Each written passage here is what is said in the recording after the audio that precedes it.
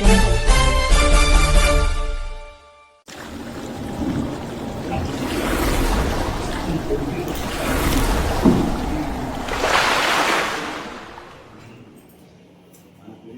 ಬೇರೆ ಎಲೆಕ್ಷನಲ್ಲಿ ಯಾವುದೋ ಅಷ್ಟು ಜಲ್ದಿ ಬರೋದು ಯಾವುದೂ ಇಲ್ಲ, ನೀನು ಸೊಸೈಟಿಯಲ್ಲಾದರೂ ಇದ್ದು ಈ ಸೊಸೈಟಿ ಇದು ಮಾಡಬೇಕು ಅಂತ ಹೇಳಿದ್ರು. ಆವತ್ತು ನಾನು ಎಲೆಕ್ಷನ್ ನಿಲ್ಬೇಕಂದ್ರೆ ನೀಲಕಂಠೇಗೌಡರಾಗ್ಬೋದು, ನಮ್ಮ ಶಿವಣ್ಣನವರು, ಆಮೇಲೆ ನಮ್ಮ ಗುಮ್ಲಾಪುರ ಅಮರಪ್ಪನವರು, ಅದೇ ರೀತಿ ನಮ್ಮ ಹನುಮನಹಳ್ಳಿ ಸುಬ್ರಹ್ಮಣಿ ಎಲ್ಲರೂ ಅವತ್ತು ನನ್ನನ್ನು ನಿಲ್ಲಬೇಕು, ಇನ್ಕ್ಲೂಡಿಂಗ್ MR ಮುರಳಿನೂ ಸೇರಿ ಎಲೆಕ್ಷನ್ ನಿಲ್ಬೇಕು, ನೀನು ನಿಂತ್ಬಿಟ್ಟು ಈ ಸೊಸೈಟಿನ ನಾವೆಲ್ಲರೂ ಸೇರಿ ಸರಿಪಡಿಸೋಣ ಅಂತ ಹೇಳಿದ್ದಾರೆ. ಅದಕ್ಕೋಸ್ಕರ ನಾನು ನಿಮ್ಮ ಪತ್ರಕರ್ತರು, ಮಾಧ್ಯಮ ಮಿತ್ರರಿಗೆ ಧನ್ಯವಾದಗಳನ್ನು ತಿಳಿಸ್ತೀನಿ. ಅದೇ ರೀತಿ ಎಲ್ಲ ನಮ್ಮ ನಿರ್ದೇಶಕರು, ಏನು ನಾವು ಇವತ್ತು ಸೊಸೈಟಿನಲ್ಲಿ ನಾವೆಲ್ಲ ನಿರ್ದೇಶಕರಿದ್ದೀವಿ, ಎಲ್ಲ ನಿರ್ದೇಶಕರಿಗೂ ನಾನು ಧನ್ಯವಾದಗಳನ್ನು ತಿಳಿಸ್ತೀನಿ. ನಿರ್ದೇಶಕರು ನಾನು ಯಾರಾದರೂ ಅಂದರೆ ಧನ್ಯವಾದಗಳು ಅಂತ ಯಾರಿಗೂ ನಾನು ಸುಮ್ಮನೆ ಹೇಳೋದಿಲ್ಲ. ಇವಾಗ ಯಾರಾದರೂ ಒಬ್ಬರು ಸರಿ ಇಲ್ಲ ಅಂತ ಹೇಳಿದ್ರೆ ಅವ್ರು ಡೈರೆಕ್ಟಾಗಿ ಸರಿ ಇಲ್ಲ ಅಂತಲೇ ಹೇಳ್ತೀನಿ. ನಮ್ಮ ನಿರ್ದೇಶಕರು ಇವ್ರು ಸರಿ ಇಲ್ಲಪ್ಪ, ಇವ್ರು ಹಿಂಗೆ ಮಾಡಿದ್ರು ಅಂತ ಹೇಳ್ಬಿಡ್ತಾ ಇದ್ವಿ. ಇಲ್ಲಾಂದಿದ್ರೆ ಅದಕ್ಕೆ ಕಾನೂನೇ ಬೇರೆ ಇತ್ತು, ಆ ಕಾನೂನು ಪ್ರಕಾರವಾಗಿ ಏನು ಮಾಡಬೇಕು ಅದನ್ನು ಮಾಡಿಬಿಡ್ತಾ ಇದ್ವಿ ನಾವು. ಅದು ಎಲ್ಲ ಡೈರೆಕ್ಟರ್ಸು ಬಂದು ಸೊಸೈಟಿ ಅಭಿವೃದ್ಧಿಗೋಸ್ಕರ ಎಲ್ಲರೂ ಸಹಕರಿಸಿದ್ದಾರೆ. ಅವರೆಲ್ಲರಿಗೂ ನಮ್ಮ ಸೊಸೈಟಿಯ ಎಲ್ಲ ನಿರ್ದೇಶಕರಿಗೂ ನಾನು, ಡೈರೆಕ್ಟರ್ಸ್ಗೂ ಎಲ್ಲರಿಗೂ ನಾನು ಧನ್ಯವಾದಗಳನ್ನು ತಿಳಿಸ್ತೀನಿ. ಆವತ್ತು ಚುನಾವಣೆ ಆಯಿತು, ಅದರಲ್ಲಿ ಎಲ್ಲ ಇನಾಮ್ನೆಸ್ ಆಯಿತು.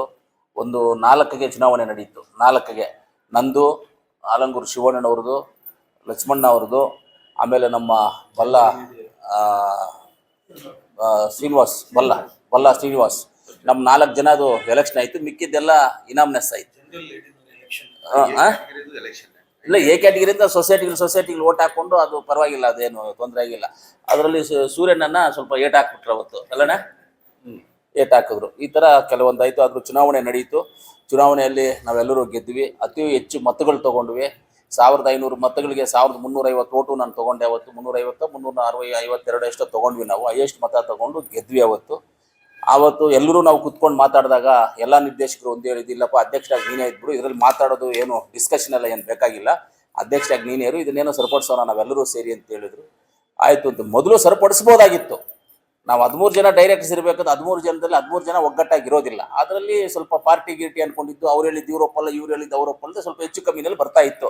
ಇವಾಗ ಎಲ್ಲರೂ ಒಗ್ಗಟ್ಟಾಗಿರೋದ್ರಿಂದ ಎಲ್ಲ ಸೊರೈತು. ಅಕ್ಕ ಬಾಕ ಇಲ್ಲಿ ನಮ್ಮೆಲ್ಲ ಡೈರೆಕ್ಟರ್ಸು ಎಲ್ಲರೂ ನಮಗೆ ಫುಲ್ಲು ಸಹಕಾರ ಕೊಟ್ಟರು ಇದನ್ನು ಮಾಡೋದಕ್ಕೆ. ಆಮೇಲೆ ಎಲ್ಲ ವಿಚಾರದಲ್ಲಿ ನಾನು ಅಧ್ಯಕ್ಷನಾಗಿ ಕೂತ್ಕೊಂಡಿದ್ದು 15/3/21ರಲ್ಲಿ 15/3/21ರಲ್ಲಿ ಅಧ್ಯಕ್ಷನಾಗಿ ನಾವು ಕೂತ್ಕೊಂಡ್ವಿ. ಆಗ ನಾವು ಏನು ಮಾಡಿದ್ವಿ ಅಂದರೆ 15/3/21ರಲ್ಲಿ ಕೂತ್ಕೊಂಡಾಗ ನಾವು ಸೊಸೈಟಿನಲ್ಲಿ CC ಕ್ಯಾಮ್ರಾ ಹಾಕ್ಸಿದ್ವಿ. ಸಂಘದಲ್ಲಿ ನಾವು ಹಿಂದೆ ಇದ್ದಿದ್ದ ಬಾಕಿ ಹಣ, ಯಾವುದಕ್ಕೆ, ನಮ್ಮ ಪ್ರಾಪರ್ಟಿಯ ಮುನ್ಸಿಪಾಲ್ಟಿಗೆ ಟ್ಯಾಕ್ಸ್ ಕಟ್ಟಬೇಕಾಗಿದ್ದಂಥ 43 ಲಕ್ಷ, ಆಕ್ಚುಲಿ ಅದು 60 ಚಿಲ್ಲರೆ ಏನೋ ಇತ್ತು, ಅದು 60 ಚಿಲ್ಲರೆ 70ವರೆಗೂ ಇತ್ತದು. ಅದನ್ನು ನಾವು ಜಿಲ್ಲಾಧಿಕಾರಿಗಳಿಗೆ ಮಾತಾಡಿ, ಮುನ್ಸಿಪಾಲ್ಟಿಗೆ ಮಾತಾಡಿ, ಎಲ್ಲರಿಗೂ ಮಾತಾಡಿ ಅದನ್ನು ಕಡಿಮೆ ಮಾಡಿಸಿ 43 ಲಕ್ಷಗಳು ಟೋಟಲ್ ಆಗಿ ನಮ್ಮದು ಯಾವುದೇ ಆಗಲಿ TAPSMS ಪ್ರಾಪರ್ಟಿದು ಯಾವುದೇ ಬಾಕಿ ಇಲ್ಲದಂಗೆ ಎಲ್ಲ ಟ್ಯಾಕ್ಸಸನ್ನು ನಾವು ಕ್ಲಿಯರ್ ಮಾಡಿ ಎಲ್ಲ ಪ್ರಾಪರ್ಟೀಸನ್ನು ಖಾತೆಗಳು ಮಾಡಿ ಫೈಲ್ ಮಾಡಿ ನಮ್ಮ ಲಾಕರಲ್ಲಿ ನಾವು ಇಟ್ಕೊಂಡಿದ್ದೀವಿ. ಪ್ರಾಪರ್ಟಿದು ಖಾತೆ ಮಾಡಿ ಡಾಕ್ಯುಮೆಂಟೇಷನ್ ಮಾಡಿಕೊಂಡು ಇಟ್ಕೊಂಡಿದ್ದೀವಿ. ಕರೆಂಟ್ ಬಿಲ್ಗಳು ಇದ್ದಿದ್ದು ಎಲ್ಲ ಕಟ್ಟಿ ಎಲ್ಲ ಕ್ಲಿಯರ್ ಮಾಡ್ಕೊಂಡಿದ್ದೀವಿ. ನಾವು ಮಾಡಿರುವಂಥದ್ದು ಬಾಕಿ ಇದ್ದಿದ್ದನ್ನು 43 ಲಕ್ಷ ಕ್ಲಿಯರ್ ಮಾಡಿದ್ದೀವಿ. ಷೇರು ಬಂಡವಾಳ ಮೇಲೆ ನಾವು ಹೆಂಗೆ ನಾವು ಬಂಡವಾಳ ಕ್ರಿಯೇಟ್ ಮಾಡಬೇಕು ಅನ್ನೋದನ್ನು ನಾವು ಪ್ರಯತ್ನ ಮಾಡಿದ್ವಿ. ಆಗ ಮೊದಲು ಹೊಸದಾಗಿ ನೀಡಿದ ಷೇರುಗಳು, ನಾವು ಮೊದಲು 22ನೇ ಸಾಲಿನಲ್ಲಿ ನಾವು 720 ಷೇರು ಕೊಟ್ವಿ. ಅದರಲ್ಲಿ 12,96,000 ಹಣ ಸಂಗ್ರಹ ಇತ್ತು ನಮಗೆ. 23ರಲ್ಲಿ 505 ಷೇರುಗಳು ಕೊಟ್ವಿ. ಅದರಲ್ಲಿ 9,09,000 ಸಿಕ್ತು ನಮಗೆ. ಆಮೇಲೆ 24ರಲ್ಲಿ 89 ಷೇರುಗಳು ಕೊಟ್ವಿ. ಅದರಲ್ಲಿ 1,60,000 ಸಿಕ್ತು. 25ರಲ್ಲಿ 934 ಷೇರುಗಳು ಕೊಟ್ವಿ. 16,81,000 ನಮಗೆ ಸಿಕ್ತು. ಅದಾದಮೇಲೆ ಟೋಟಲ್ ಆಗಿ ನಮ್ಗೆ ಇದರಲ್ಲೆಲ್ಲ ಷೇರು, ನಾವು ಹೊಸದಾಗಿ ಕೊಟ್ಟಿರುವಂಥ ಷೇರುಗಳು, ಟೋಟಲ್ ಷೇರುಗಳು ಹೊಸದಾಗಿ ಕೊಟ್ಟಿರೋದು 3,835 ಷೇರುದಾರರು ನಮ್ಮಲ್ಲಿ ಈಗ ಇದ್ದಾರೆ. ಪ್ರೆಸೆಂಟ್ ನಮ್ಮಲ್ಲಿ ಇದ್ದಾರೆ. 40,46,000 ನಮ್ಗೆ ಅಮೌಂಟ್ ಸಿಕ್ಕಿದಾಗ ಆ ಅಮೌಂಟನ್ನು ಇಟ್ಕೊಂಡು ನಾವು ಆ ಅಮೌಂಟಲ್ಲಿ ನಮ್ಮ ನಿರ್ದೇಶಕರಾಗ್ಬೋದು, ಇಲ್ಲಿರ್ತಕ್ಕಂಥ ನಮ್ಮ ಅಫಿಷಿಯಲ್ಸ್ ಆಗ್ಬೋದು, ಯಾರೇ ಆಗ್ಬೋದು, ನಮ್ಮ ಸೆಕ್ರೆಟರಿಯವ್ರು ಆಗ್ಬೋದು, ನಮ್ಮ ಗೊಬ್ಬರದವ್ರು ಆಗ್ಬೋದು, ಅಕೌಂಟೆಂಟ್ ಆಗ್ಬೋದು, ನಮ್ಮ ಎಲ್ಲರೂ ಅಷ್ಟೇ ಸೊಸೈಟಿ ದುಡ್ಡಲ್ಲಿ ಯಾರು ನಾವು ಕಾಫಿನೂ ಕುಡ್ದಿಲ್ಲ, ಟೀನೂ ಕುಡ್ದಿಲ್ಲ, ಏನೂ ಇಲ್ಲ. ಯಾವುದೇ ಒಂದು ಖರ್ಚು ವೆಚ್ಚ ಮಾಡಿಲ್ಲ. ನಾವೆಲ್ಲಾದ್ರೂ ಟ್ರಿಪ್ ಹೋಗ್ಬೇಕು ಅಂದ್ಕೊಂಡಿದ್ವಿ, ಅದನ್ನು ಮಾಡಿಲ್ಲ, ಯಾವುದು ಮಾಡಿಲ್ಲ ನಾವು. ಆಗ ನಾವೇನು ಮಾಡಿದ್ವಿ, ಆ ಶೇರ್ಗಳು ತೊಗೊಂಡಿದ್ದ ಅಮೌಂಟನ್ನು ನಾವು ಹೊಸ ಶೇರ್ಗಳು ಮಾಡಿದ್ದು ನಾವು 2248 ಹೊಸ ಶೇರ್ಗಳು ಮಾಡಿದ್ವಿ. ಇವಾಗ ನಮ್ಮ ಟೋಟಲ್ ಹತ್ರ ಇರೋದು 2248 ಶೇರ್ಗಳು ಹೊಸವು ತೊಗೊಂಡಿರೋದು. ಅದ್ರಲ್ಲಿ 40,46,000 ಸಿಕ್ತು ನಮಗೆ. ಅದನ್ನು ನಾವೇನು ಮಾಡಿದ್ವಿ, ರಸಗೊಬ್ಬರದ ಮೇಲೆ ನಾವು ಇನ್ವೆಸ್ಟ್ಮೆಂಟು ಮಾಡ್ಕೊಂಡಿದ್ವಿ. ಆಗ ನಾವು 2019-20ರಲ್ಲಿ 62 ಲಕ್ಷ ಇತ್ತು ಎಲ್ಲ ನಮ್ಮದು. 23-24ಕ್ಕೆ ನಮಗೆ 3 ಕೋಟಿ ಮಾಡಿದ್ವಿ. 24-25ರಲ್ಲಿ 5 ಕೋಟಿ ಮಾಡಿದ್ದೀವಿ ಅದನ್ನು. ಆಮೇಲೆ 25-26 ಅಂದರೆ ಈಗ ಇನ್ನ 2 ತಿಂಗಳಿದೆ, ಇವಾಗ 6 ಕೋಟಿ ವ್ಯವಹಾರಗಳನ್ನ ನಾವು ಮಾಡಿದ್ವಿ. 6 ಕೋಟಿ ವ್ಯವಹಾರ ಈ ವರ್ಷ, 6 ಕೋಟಿ ವ್ಯವಹಾರವನ್ನು ಮಾಡಿದ್ದೀವಿ ನಮ್ಮ ಸಂಘದಲ್ಲಿ. 6 ಕೋಟಿ ಮಾಡಿದ್ದೀವಿ. ಇನ್ನು 2 ತಿಂಗಳು ಟೈಮ್ ಇದೆ, ಈಗ 6 ಕೋಟಿ ವ್ಯವಹಾರವನ್ನು ಮಾಡಿದ್ದೀವಿ. ಡಬಲ್ ಮಾಡ್ಕೊಂಡು ಬಂದಿದ್ದೀವಿ. ಒಳ್ಳೆ ವ್ಯಾಪಾರವನ್ನು ಮಾಡಿದ್ದೀವಿ ನಾವು ಇದರಲ್ಲಿ. ಸಂಘದಲ್ಲಿ ಷೇರುದಾರರು ಸೌಲಭ್ಯಗಳು ಏನೇನಿದೆಯೋ ಅವ್ರಿಗೆ ರಸಗೊಬ್ಬರಗಳಾಗ್ಬೋದು, ಡ್ರಿಪ್ಸ್ ಆಗ್ಬೋದು, ಪೆಸ್ಟಿಸೈಡ್ಸ್ ಆಗ್ಬೋದು, ಆಮೇಲೆ ಸ್ಟೇಷನರೀಸ್ ಆಗ್ಬೋದು, ನಾವು ಫುಡ್ಡು ಕೊಡ್ತೀವಿ, ಫುಡ್ದಾಗ್ಬೋದು, ಆಮೇಲೆ ಮಂಚಿನ ಪೇಪರ್ ಆಗ್ಬೋದು, ಟಾರ್ಪಾಲ್ ಆಗ್ಬೋದು, ಈ ಥರ ಅನೇಕ ಸೌಲಭ್ಯಗಳನ್ನು ಎಲ್ಲರಿಗೂ ಕೊಟ್ಕೊಂಡು ಬಂದಿದ್ದೀವಿ. ಯಾರೇ ಬಂದರೂ ರೈತರು, ನೀವು ಯೂರಿಯಾ ಇಡೀ ಕರ್ನಾಟಕದಲ್ಲಿ ಇಲ್ಲದೇ ಇರುವಂಥ ಸಂದರ್ಭದಲ್ಲಿ ನಮ್ಮ ಮುಲ್ಬಾಗಲ್ TIPSMS ಸೊಸೈಟಿನಲ್ಲಿ ನಾವೆಲ್ಲರಿಗೂ ಯೂರಿಯಾನ ರೈತರಿಗೆ ತೊಂದರೆ ಆಗಬಾರ್ದು ಅಂತ ಕೊಟ್ಟು ಎಲ್ಲವನ್ನು ಮಾಡ್ಕೊಂಡಿದ್ದೀವಿ. ಈಗ ನಮ್ಮ ಹತ್ರ ಬಂದ್ಬಿಟ್ಟು ಎಲ್ಲ ಷೇರುದಾರರಿಗೆ ಸ್ಮಾರ್ಟ್ ಕಾರ್ಡ್ ಕೊಟ್ಟಿದ್ದೀವಿ. ಟೋಟಲ್ 3835 ಹಳೆ ಷೇರುಗಳು, ಹೊಸ ಷೇರುಗಳೆಲ್ಲ ಸೇರಿ 3835 ಷೇರುಗಳಿರ್ತವೆ.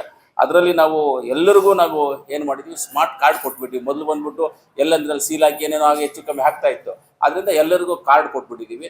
ಇನ್ನು ಕೆಲವೊಂದು ಕಾರ್ಡ್ಗಳು ವಿತರಣೆ ಮಾಡೋದಿದೆ, ಅದು ನಾಳೆಯಿಂದ ವಿತರಣೆ ಮಾಡ್ತೀವಿ. ನಾಳೆಯಿಂದ ಆ ಕಾರ್ಡ್ಗಳು, ಬ್ಯಾಲೆನ್ಸ್ ಕಾರ್ಡ್ಗಳು ವಿತರಣೆ ಮಾಡ್ತೀವಿ. ಆಮೇಲೆ ಷೇರುದಾರರು ನಮ್ಮಲ್ಲಿ ಏನಿದ್ದಾರೆ ಎಲ್ಲರಿಗೂ ಯಶಸ್ವಿ ಇನ್ಶೂರೆನ್ಸನ್ನು ಫ್ರೀಯಾಗಿ ಕೊಟ್ಟಿದ್ದೀವಿ. ನಾವು ಫ್ರೀಯಾಗಿ ಯಶಸ್ವಿ ಇನ್ಶೂರೆನ್ಸ್ ಕೊಟ್ಟಿರೋದು ಇಡೀ ಕರ್ನಾಟಕದಲ್ಲಿ ಯಾರೇ ಆಗಲಿ, ಯಾವ ಸೊಸೈಟಿಲಾಗಲಿ, ಯಾವ ಮಿಲ್ಕ್ ಡೈರಿನಲ್ಲಾಗಲಿ, ಎಲ್ಲೇ ಆಗಲಿ, ಯಾರೇ ಆಗಲಿ ಫ್ರೀ ಕೊಟ್ಟಿಲ್ಲ. ಎಲ್ಲಾದರೂ ಫ್ರೀ ಕೊಟ್ಟಿದ್ದೀರಿ ಅಂತ ಏನಾದರೂ ಗೊತ್ತಿದೆಯಾ ನಿಮಗೆ? ಯಾರೂ ಫ್ರೀ ಕೊಟ್ಟಿಲ್ಲ. ನಾವೆಲ್ಲವನ್ನು ಫ್ರೀ ಕೊಟ್ಟಿದ್ದೀವಿ, ಎಲ್ಲರಿಗೂ ನಾವು ಫ್ರೀ ಕೊಟ್ಟಿದ್ದೀವಿ. ಯಾಕಂದರೆ ರೈತರಿಗೋಸ್ಕರ. ರೈತರು ಒಂದು 500, 600, 700 ರೂಪಾಯಿ ಕಟ್ಟಬೇಕಾಗಿರೋದು. ಅದಕ್ಕೆ ಇವಾಗ 4 ಜನ ಇದ್ದರೆ 500 ರೂಪಾಯಿ, 4 ಜನ ಮೇಲೆ ಒಬ್ಬೊಬ್ಬರು ಪ್ಲಸ್ ಆಗ್ತಾ ಇದ್ದರೆ 100 ರೂಪಾಯಿ ಪ್ಲಸ್ ಹಾಕ್ಕೊಂಡೇ ಹೋಗ್ತಾ ಇರುತ್ತೆ. 100 ರೂಪಾಯಿ. ಇವಾಗ 5 ಜನ ಅಂದರೆ ಇನ್ನೊಂದು 100, 6ನೇ ಜನ ಇನ್ನೊಂದು 100, 7ನೇ ಜನ ಇನ್ನೊಂದು 100, 8ನೇ ಜನ ಇನ್ನೊಂದು 100 ರೂಪಾಯಿ ಹಂಗೆ ಪ್ಲಸ್ ಹಾಕ್ಕೊಂಡು ಹೋಗ್ತಾ ಇರುತ್ತೆ. ಅದರಿಂದ ನಾವು ಎಷ್ಟಿದೆಯೋ ಅಷ್ಟನ್ನು ನಾವೇ ಮಾಡ್ಕೊಂಡು ಹೋದ್ವಿ. ಯಶಸ್ವಿನಿ ಯೋಜನೆಗೆ ನಾವು ಸಂಘದಲ್ಲಿ 600ಕ್ಕೂ ಹೆಚ್ಚು ಕುಟುಂಬಗಳು ಯಶಸ್ವಿನಿ ಕಾರ್ಡ್ಗಳನ್ನು ನೋಂದಾಯಿಸಲಾಗಿದ್ದು, ಒಟ್ಟಾರೆ 2300ಕ್ಕೂ ಹೆಚ್ಚು ಜನರು ಯೋಜನೆಗೆ ಒಳಪಡಿಸಲಾಗಿರುತ್ತದೆ. ಇದಕ್ಕೆ ಭರಿಸಿರುವ ಅಂತಂತಿ ಪ್ರತಿ ವರ್ಷ 3.5 ಲಕ್ಷ ರೂಪಾಯಿ ನಾವು ಕೈಯಿಂದ ಶೇರನ್ನು ಹಾಕ್ಕೊಂಡು ಜನಗಳಿಗೆ ಸಹಾಯ ಮಾಡಿದ್ದೀವಿ. ಸೊಸೈಟಿ ದುಡ್ಡಲ್ಲ. ಈ ವರ್ಷ ಸಹ ಯಶಸ್ವಿನಿ ನೋಂದಣಿ ಶುರುವಾಗಿದ್ದು, ಎಲ್ಲ ಷೇರುದಾರರು ಸಂಘಕ್ಕೆ ಬಂದು ದಾಖಲಾತಿಗಳನ್ನು ನೀಡಿ ನೋಂದಣಿ ಮಾಡ್ಕೊಳ್ಳೋದು ಅಂತ ಕೇಳ್ಕೊಳ್ತೀವಲ್ಲ. ಈಗಲೂ ಅದನ್ನು ಫ್ರೀಯಾಗೆ ಕೊಡ್ತೀವಿ. ನಾವು ಈಗಲೂ ಕೊಡ್ತೀವಿ. ಇವಾಗ ಆಲ್ರೆಡಿ ಸ್ಟಾರ್ಟ್ ಮಾಡಿದ್ದೀವಿ.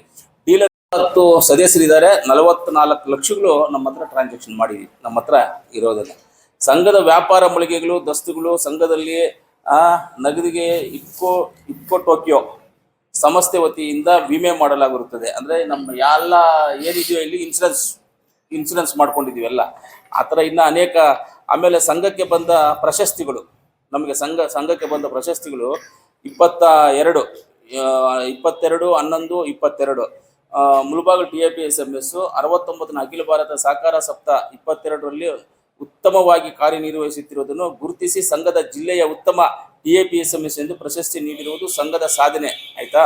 ಸಂಘದ ಅಧ್ಯಕ್ಷರಾದ ನನ್ನ ಸೇವೆಯನ್ನು ಗುರುತಿಸಿದ ಕರ್ನಾಟಕ ರಾಜ್ಯ ಸರ್ಕಾರವು ದಿನಾಂಕ 17/11/24ರಂದು ಬಾಗಲಕೋಟೆಯಲ್ಲಿ ನಡೆದ 71ನೇ ಅಖಿಲ ಭಾರತ ಸಹಕಾರ ಸಪ್ತಾಹದಲ್ಲಿ ಸಹಕಾರ ರತ್ನ ಪ್ರಶಸ್ತಿ ನೀಡಿ ಗೌರವಿಸಿರುತ್ತಾರೆ.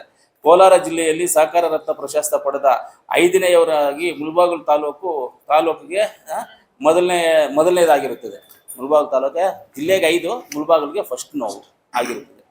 ಸಂಘದಲ್ಲಿ ಅಧ್ಯಕ್ಷರು DCC ಬ್ಯಾಂಕ್ ನಿರ್ದೇಶಕರಾಗಿ ಅವಿರೋಧವಾಗಿ ಆಯ್ಕೆ ಮಾಡಿರ್ತಾರೆ ನನ್ನನ್ನು. ಅದಕ್ಕೂ ನನಗೆ ತುಂಬ ಖುಷಿಯಾಗಿರುತ್ತದೆ. DCC ಬ್ಯಾಂಕಿಗೆ ಅವಿರೋಧವಾಗಿ ಇಲ್ಲಿಂದ ನಾನು ಹೋಗ್ಬೇಕಂದ್ರೆ ಎಲ್ಲರೂ ನಮ್ಮನ್ನು ಸೈನ್ ಹಾಕಬೇಕು. ಎಲ್ಲರೂ ಸೈನ್ ಹಾಕಿ ನೀವು ಹೋಗಿ ಅಂತ. ಆಮೇಲೆ ಚುನಾವಣೆ ಆಯಿತು.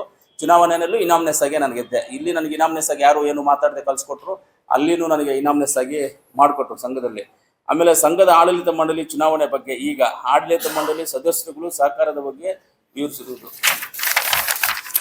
ಆಮೇಲೆ ಇಲ್ಲಿ ಸಂಘದಲ್ಲಿ ಮೊತ್ತವನ್ನು ಖರ್ಚು ಮಾಡದೆ ಸಂಘದ ಅಭಿವೃದ್ಧಿಗೋಸ್ಕರ ವಿವಿಧ ಕಾಮಗಾರಿಗಳಿಗೆ ಅಧ್ಯಕ್ಷ ಸ್ವಂತ ವೆಚ್ಚದಲ್ಲಿ ಬರೆಸಿರೋದು, ನಾನೇ ಸ್ವಂತ ವೆಚ್ಚದಲ್ಲಿ ಬರ್ಸ್ಕೊಂಡಿದ್ದೀನಿ.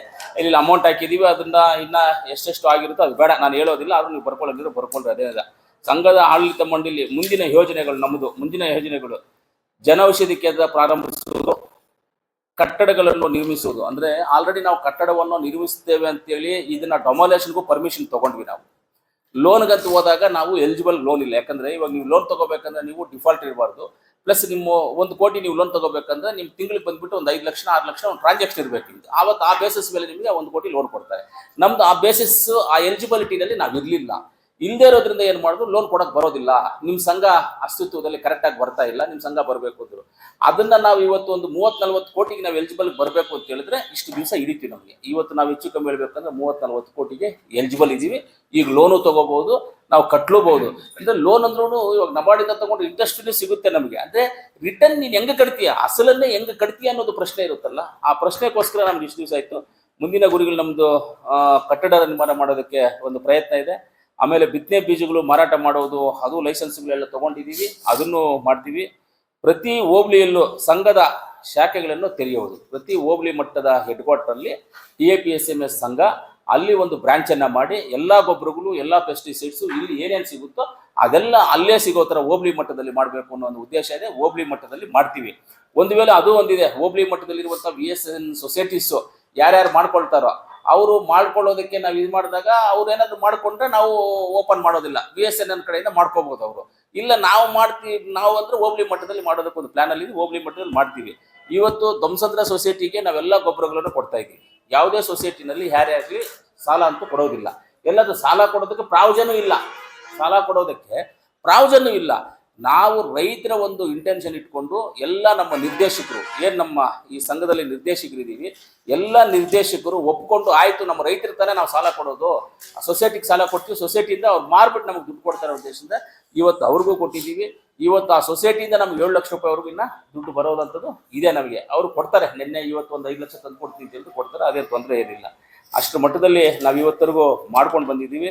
ಸಂಘದ ಅಭಿವೃದ್ಧಿಗಾಗಿ ಸಹಕರಿಸಿದ ಸಹಕಾರದ ಇಲಾಖೆ, ಕೃಷಿ ಇಲಾಖೆ, ಆಹಾರ ಮತ್ತು ನಾಗರಿಕ ಪೂರೈಕೆ ಇಲಾಖೆ ಅಧಿಕಾರಿಗಳು ಮತ್ತು ಸಂಘದ ಎಲ್ಲ ರೈತ ಸದಸ್ಯರುಗಳು, ತಾಲೂಕಿನ ಸಹಕಾರ ಧುರೀಣರು, ಸಹಕಾರ ಬಂಧುಗಳು, ಪತ್ರಕರ್ತರು, ಸಂಘದ ಅಧಿಕಾರಿ ಸಿಬ್ಬಂದಿ ವರ್ಗ ಮತ್ತು ಪ್ರತ್ಯಕ್ಷವಾಗಿ ಹಾಗೂ ಪರೋಕ್ಷವಾಗಿ ಸಹಕರಿಸಿದ ಎಲ್ಲರಿಗೂ ಸಂಘದ ಆಡಳಿತ ಮಂಡಳಿ ಪರವಾಗಿ ನಾನು ಧನ್ಯವಾದಗಳನ್ನು ತಿಳಿಸುತ್ತೇನೆ. ಕಂಪನಿಗಳಿಂದ ಹೊಸದಾಗಿ ನಾವು ಡೀಲರ್ಶಿಪ್ ತಗೊಂಡಿದ್ದೀವಿ. ನಾವು ಬ್ಯಾಂಕಿಂಗ್ ವಿಭಾಗದಲ್ಲಿ ಪ್ರಗತಿ ನಮ್ಮ